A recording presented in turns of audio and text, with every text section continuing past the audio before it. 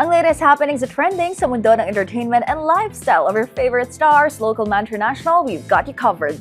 Ito po ang ng showbiz angel, Angelica Cosme, and you're watching Scene Zone. We've got you covered! From the hottest hits, exclusive interviews, kilig to the bones fan meet experience, and hataw performances of your favorite stars.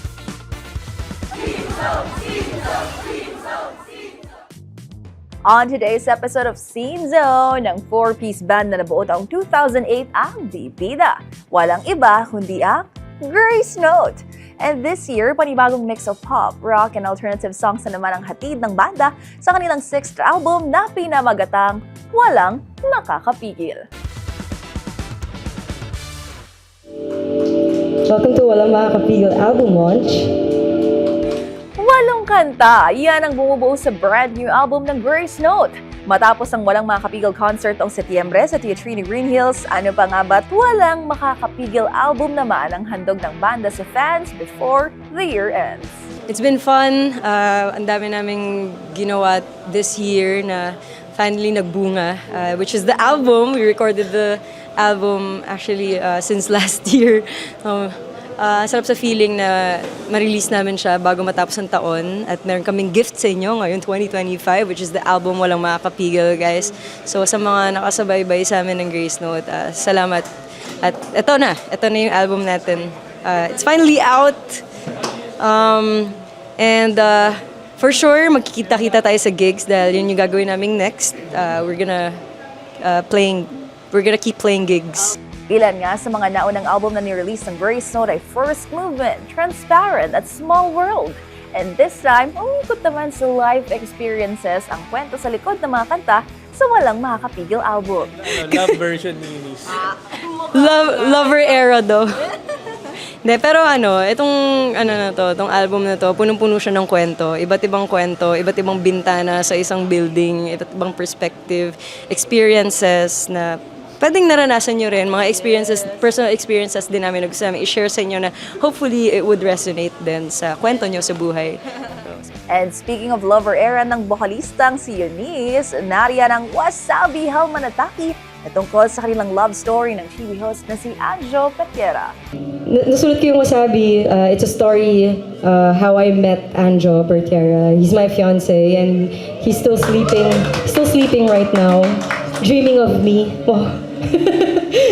So yung first verse, yun yung tipong nagkakilala kami sa unang hirit, tumugtog kami, tapos kakilala. Tapos yung time na binigyan niya ako ng tissue habang nagpa-perform ako on stage. So pawis na pawis kasi ako noon, pero ang hindi niya alam, 2 days ago, nung araw na yon, kakamatay lang ng cat ko na si Cheese. Kaya sobra ako nag-grieve nung time. Ang bigat ng pakiramdam ko. Pero somehow, na-comfort ako. Kaya merong thank you sa tissue, magiging okay din ako. Tapos yung second verse, na-discover ko na siya unti-unti. Tapos nung bridge part, the Halmanataki, alam niyo ba ibig sabihin ng Halmanataki? Japanese ba yan? Hindi yung Japanese word, guys. So Halmanataki is the opposite of mahal na kita.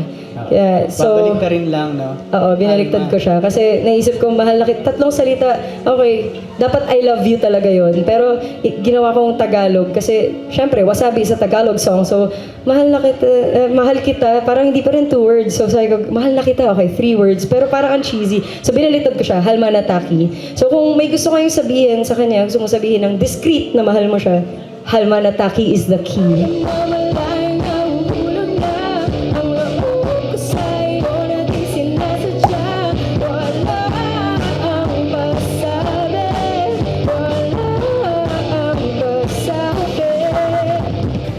Bukod sa pagmamahal bilang isang fiancé, mayroon ding love bilang isang fur mom sa kanta namang TV. It's the name of my first cat. Nasulat ko tong song na to, 2014 pa. 11 years ang inintay ko bago ko maparinig sa inyo tong kanta na to. So give it a listen. It waited too long. Make it worth the wait. Pero TV, guys, kung meron ba dito nanonood ng Friends, the TV series, mga fans ng Friends? Yeah, Friends! If you're you're a fan of Friends, we can be friends. Yeah. Pero inspired siya sa character na si Phoebe. Sobrang favorite ko si Phoebe. Dun inspired tong song na to. So, and kung meron kang inuuwian na nagpapangiti sa'yo at nagpapagaan ng lahat,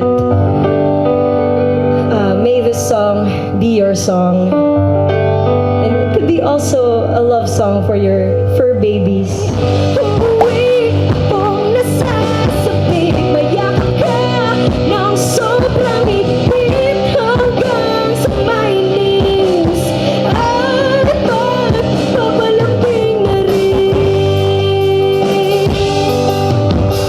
Extra special din daw ang album dahil sa mga nakasama nilang artist, gaya ng Takbo, kung saan nakakolab nila ang Sponge Cola frontman na si Yael Yuzon. Kasi naisip namin itong song na to, sobrang hilig kasi ni Yael tumakbo. Like every day, nagpo-post siya sa stories niya or sa Instagram niya na tumatakbo siya. So, na-inspire kami na, parang kailangan yung boses ni Yael sa song na to. Narinig niyo ba yung kanta?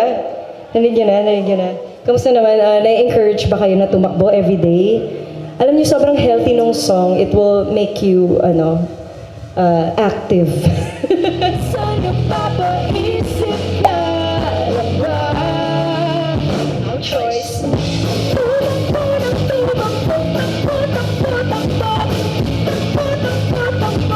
Parang laging may hinahabol.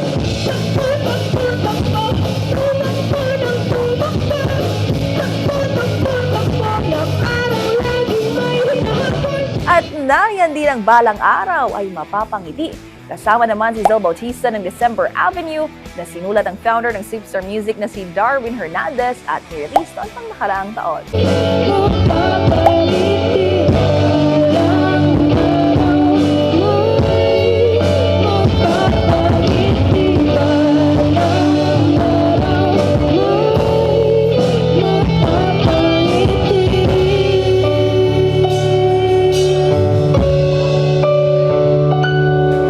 At syempre, hindi mawawala sa listahan ng title track, Walang Makakapigil.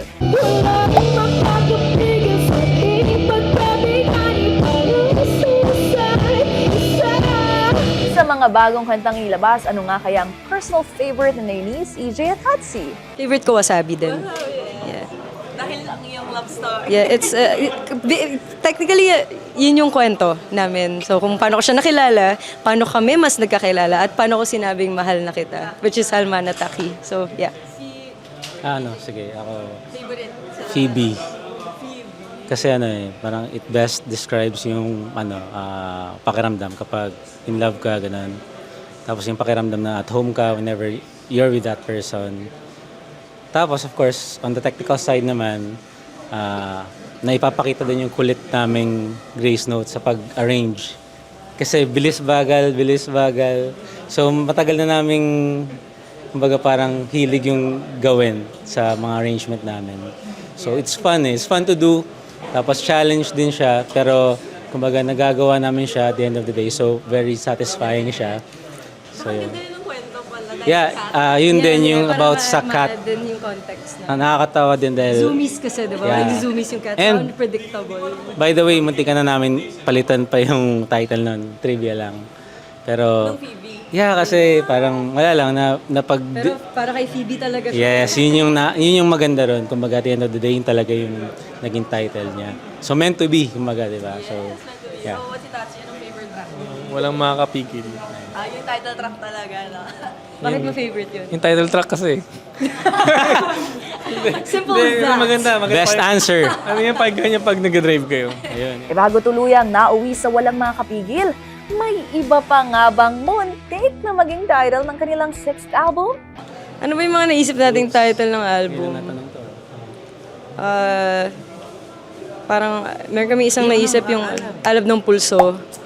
Kasi it talks about life So parang habang may pulso ka, walang makakapigil sa'yo. Parang gano'n. Pero we wanted to make it more simple. And napaka-strong nung statement na walang makakapigil. But since we have that track sa album, ginawa na rin namin siyang title.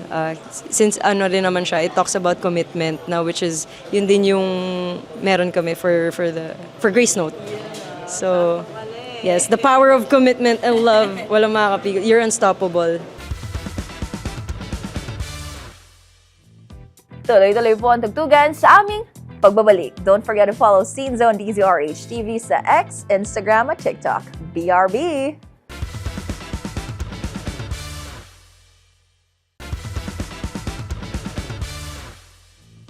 Welcome back to Scene Zone! Napakinggan na nga natin ang Wasabi, Phoebe, Takbo, balang araw ay mapapangiti at walang makakapigil ng Grace Note. Pero bukod po sa mga yan, kabilang din sa 6th album ng banda ang mga nauna nilang i-release gaya ng Babaeng Torpe.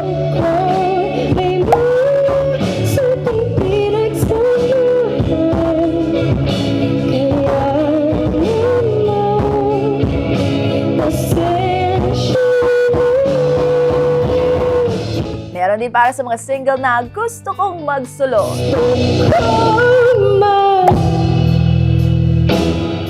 Solo isa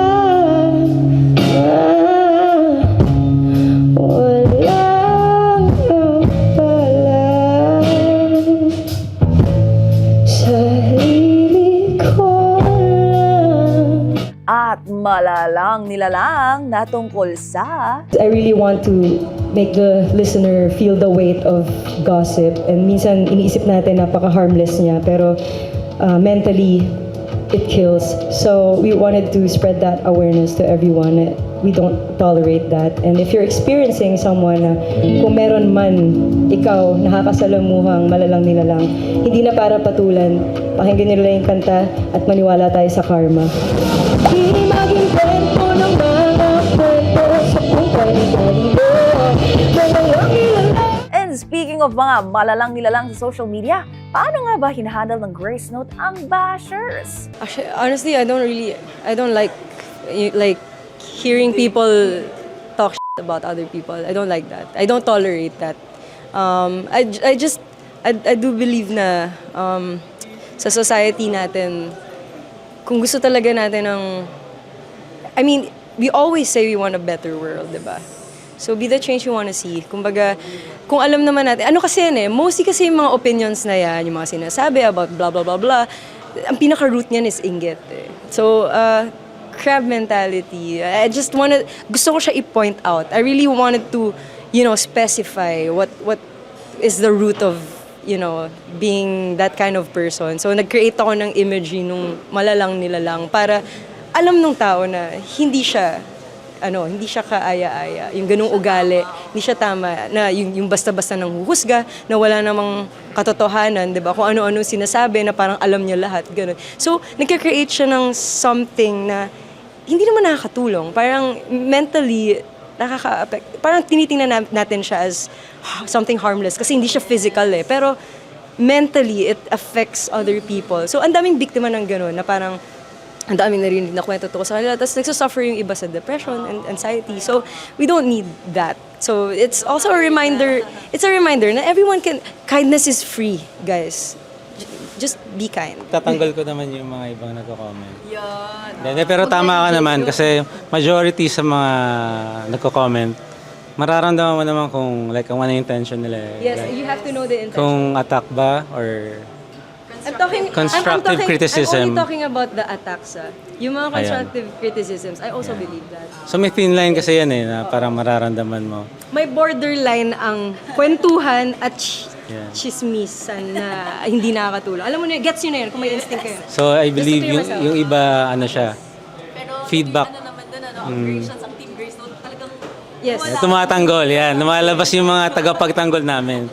So, kaya salamat sa kanila, yun. Pero yun nga, minsan may matututunan ka rin sa feedback. So, learn to listen din minsan. Pero at the same time, merong iba na intention mang-attack. Pero it's sad kasi reflection din nila yun pinapakita nila. So, may consequence yun kung hindi man sa amin, sa sarili nila. So, yun, spread love lang. Samantala, sa 8 kantang bubuo sa Walang Makakapigil, meron bang muntik hindi makasali sa album? Marami. Actually, yung kwento nung album, ang plano talaga namin is mag-release ng mga slow songs lang. Kaya pansin niyo yung mga first 3 songs na nirelease namin, mababagal, ganun. Kasi we wanted to try then to explore that side of music. So, Yun, pero nung nasulat yung Wasabi, Halmanataki, yun yung nag-change nung trajectory nung album. So, nag-iba kami ng direction. Pumasok yung takbo, pumasok yung malalang nilalang, pumasok yung yung ibang song. Phoebe, actually. Yun. So, doon na nabuo. So, anong nangyari, nagkaroon siya ng variations, kumbaga. Mabilis, mabagal, mabilis. So, combination siya nung Ginanap ang album launch ng walang makakapigil sa JB Music Showroom sa EDSA. At sa dami nga ng solid na instruments sa venue, gaano nga ba kahalaga ang quality ng isang instrumento sa pag-perform? Ano ang may papayo ng banda sa mga nangarap ding pasukin ang music scene? Ay, ano kung kaya mo lang. Yeah, start sa kung anong kaya. Kasi, yun naman yun kung talagang gusto mo siya. Kahit nag-start din kami na wala kami pambili ng gitara noong time na yun. Pero walang nakapigil sa amin. Ngayon, we get to enjoy instruments from JB Music. At sobrang thankful kami sa JB na binigyan nila kami ng venue para i-showcase yung full set na album namin, yung set list. And speaking of mga nagsisimulang artist, kung Grace Note ang tatanungin, ano ang qualities na dapat mayroon ng isang artist na nangarap pumasok sa pagbabanda? Ako kasi, ang pagbabanda, or ang pagiging isang musician, hindi lang siya laging tukol sa galing or technicalities. May din yan, kasamang, syempre, andun yung puso dapat, andun yung dedication, andun yung disiplina, number one. Wala, as in, talagang hindi mag-work if you don't have that discipline. I mean, sa lahat naman like, magre-reflect yun sa sarili mo. So, ayun, bonus na lang din kung mabait, diba? Pero yun, yung dedication talaga. Kung gusto mo talaga itong gawin at hindi lang, wala lang. Ikaw ba, Tats? Ano bang hanap mo? Commitment lang yan. Yan lang yung isa lang. Wala na yun po. Walang makakapigil. Hindi na. Pigil talaga. Qualities daw, di ba? Ng commitment. Committed. Siguro ako naman yung unique factor siguro. So feeling ko bigyan natin ng chance si mga si Unique Salonga. Ayun, bukod kay Unique Salonga, maganda may unique factor yung kung banda man or solo artist na feeling ko we need to give chance sa mga taong may natatanging, galing. Kasi doon nagkakaroon ng parang diversity tsaka napapanganak na bagong styles, di ba? Kung structural lang tayo, mag-fina-follow natin yung medyo magiging stagnant yung So, feeling ko, mag-entertain tayo ng mga unique artists. Sa uli, ano pa nga ba ang mga dapat abangan ng fans o Gracians Team Grace Note? Album tour, we're gonna have a tour. First leg namin sa Robinson's Gentry sa 23. So, yun, kita tayo doon. Kasi yun na yung next step. After releasing an album, we're gonna be playing more gigs to put it out there para mas maraming makarinig ng mga songs. So sana i-share nyo guys, and yun naman din yung goal talaga. That's why we're releasing an album and we're releasing music, is for you to hear and to share it and to, celebrate it. And we're just happy na we get to contribute something sa music industry. Kaya excited kami. Yan, sana magkita-kita tayo sa gigs at celebrate natin to. Walang makakapigil album, guys. And Happy New Year na rin, and Merry Christmas. Magkakaano kami? Hindi, wait lang. Ano pala? Hindi, hindi ito, feeling ko okay din i-announce. Pero magkakaroon din kami ng vinyl for walang makakapigil for sure. I'm not sure if we're allowed to announce that, but... Super limited edition. Yung kasi patibong, di ba? Yeah. Yung huli patibong. So, paubos na yung patibong. Thank you for sticking around. We've been doing this for more than 15 years. Thank you for sticking around. This one's for you.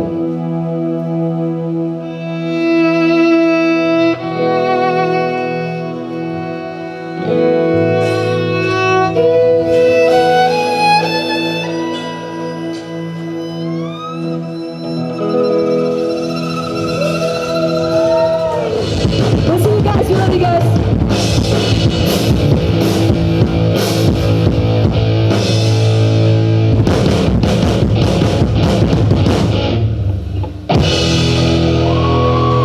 So far, how was it? Very, very nice. Yes! Ano yung favorite song nyo? Babaeng torpe. At yan po ang kalahating oras ng saya at tugtugan hatid ng OPM Band na Grace Note mula sa kanilang Walang Makakapigil album. Once again, ito po ang showbiz Angel Cosme at kita-kits po sa susunod na episode ng Scene Zone, dito lang sa DZRH TV.